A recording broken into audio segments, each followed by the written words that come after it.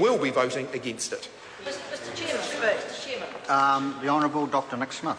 Mr. Chairman, I just want to make a brief contribution in respect of Mr. Hipkins, because he doesn't know the history of his own party. You see, Mr. Hipkins says that change to local government without local democracy is an affront to the values of the Labour Party. And do you know who the local government spokesperson is for the Labour Party? Another member for Wellington, Annette King. And if he checks the parliamentary record, Annette King and Phil Goff and many of those actually voted for legislation that just simply said central government's decided we're going to merge all these councils and the lot of you can get knotted. Now, did Chris remember that? Did he read that bit in the history of the Labour Party? Does he support Annette King and her views on local government expressed in 1989? You see, the provisions that are in this part certainly facilitate local communities making changes to their councils. Yes, it does that. But it also says that local communities will be in control, will drive that process, and if only 10% of them in even just one district want to have a referendum on that change that might be in Wellington. I've got a further challenge for the member in Rumataka.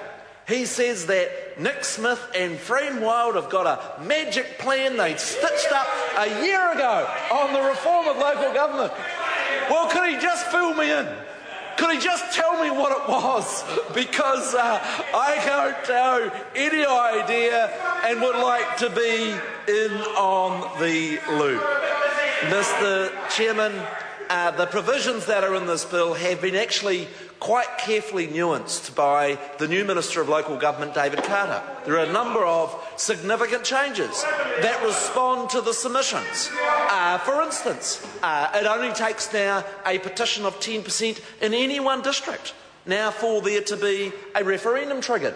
There is a more refined thing about the Local Government Commission being satisfied that there is a significant community support in areas.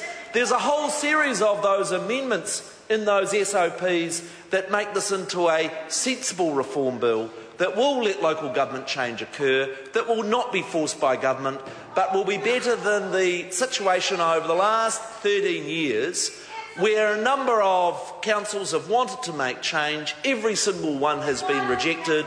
Members opposite know in their heart of hearts that there are areas of New Zealand where local government reform would be sensible, and the provisions in this bill allow that to take place in a sensible and consultative manner.